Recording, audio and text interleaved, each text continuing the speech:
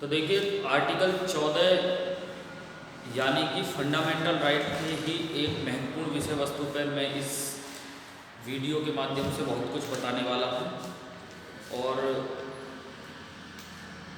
जो student competition की तैयारी कर रहे हैं वो अगर इस वीडियो को पूरी देख लें और एक बार देख लें तो मैं निश्चित रूप से कह सकता हूँ आर्टिकल 14 उनके मस्तिष्क में अच्छी तरीके से बैठ जाएगा। तो आर्टिकल 14 पर मैं इसके बारे में बताना चाहता हूँ, तो बहुत ध्यान से देखेंगे। देखो आर्टिकल 14 जो है, जैसा कि सब जानते ही हैं कि मौलिक अधिकार या फिर अंग्रेजी में फंडामेंटल राइट का जो पहला मौलिक अधिकार है समानता का अधिकार, उसके अंतर्गत आने वाला पहला आर्टिकल, यानी कि अगर हम 12 और 13 को बात ना करके सीधे 14 पर जाएं तो 14 यानी कि पहले मौलिक अधिकार का पहला आर्टिकल 14 पर बताने वाला हूँ मैं कुछ मुख्य विषय वस्तु। देखिए आर्टिकल 14 जो है, पहले तो आप ये बात याद रखें कि जो आर्टिकल 14 है वो कहीं ना कहीं पर इक्वालिटी की बात करता है। सबसे पहले तो ये चीज़ क्लियर होनी चाहिए कि फंडामेंटल राइट का जो आर्टिकल 14 है वो इक्वालिटी की बात करता है, समानता की बात करता है। लेकिन किस तरीके की समानता की बात करता है जरा उस पर ध्यान देंगे। आर्टिकल 14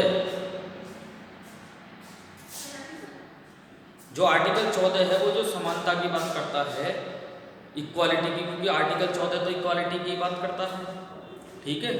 बस इक्वालिटी में अंतर क्या है, बहुत ध्यान से सुनना, इक्वालिटी में अंतर क्या है।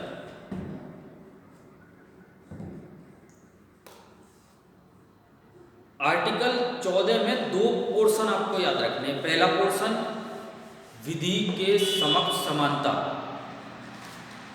दिनेश तुम भी सुन लो सही तरीके से, विधि के समक्ष समानता, यानी कि अगर हम इंग्लिश की बात करें इक्वालिटी बिफोर लॉ, और एक होता है विधियों के समान संरक्षण, इक्वल प्रोटेक्शन ऑफ लॉ।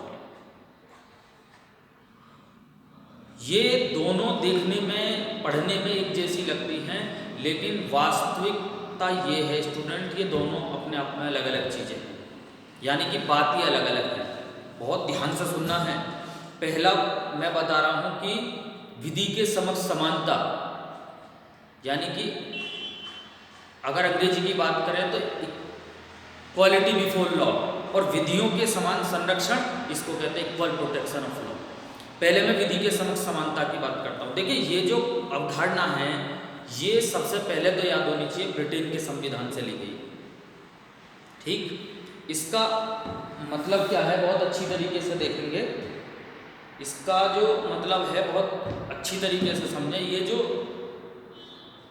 विधि के समक्ष समानता है, यानी कि इसका अर्थ ये है कि राज्य किसी भी व्यक्ति के साथ,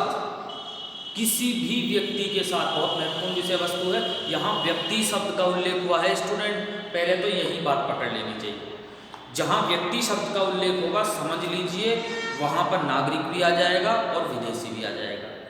तो सबसे पहले तो यहाँ से एक प्रश्न आपके दिमाग में बिल्कुल क्लियर हो जाना चाहिए कि जो आर्टिकल 14 है वो नागरिकों को भी प्राप्त है और विदेशी नागरिकों को भी प्राप्त है।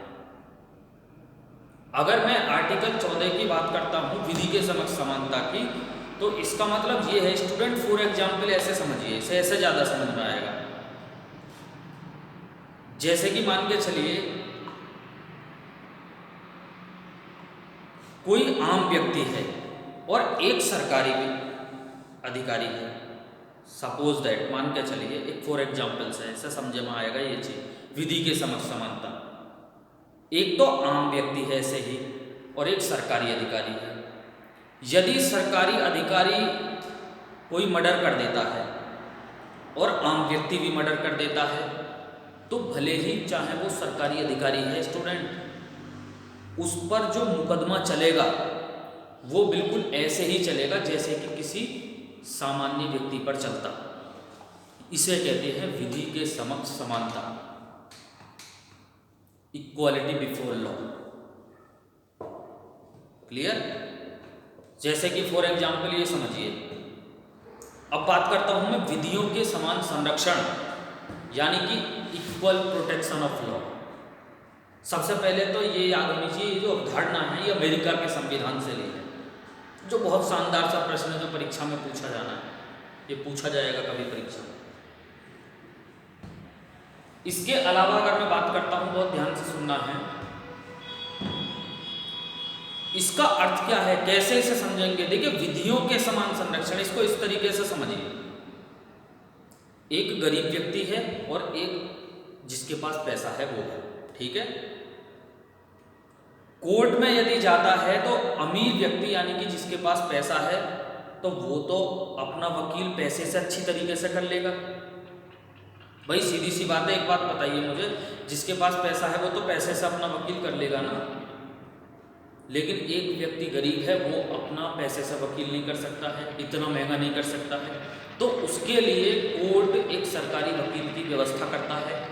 बहुत ध्यान से सुनिए, उसके लिए कोर्ट एक सरकारी वकील की व्यवस्था करता है।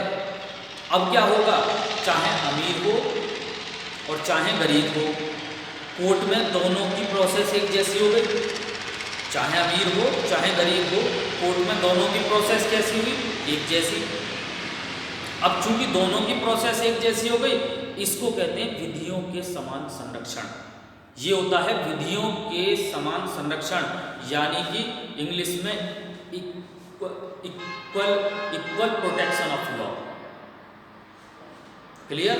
तो अब कहीं ना कहीं बहुत से स्टूडेंट हो सकता है इस आर्टिकल को अच्छी तरीके से ना पढ़ा हो, मैंने इस वीडियो में एक्सप्लेन करने का प्रयास किया।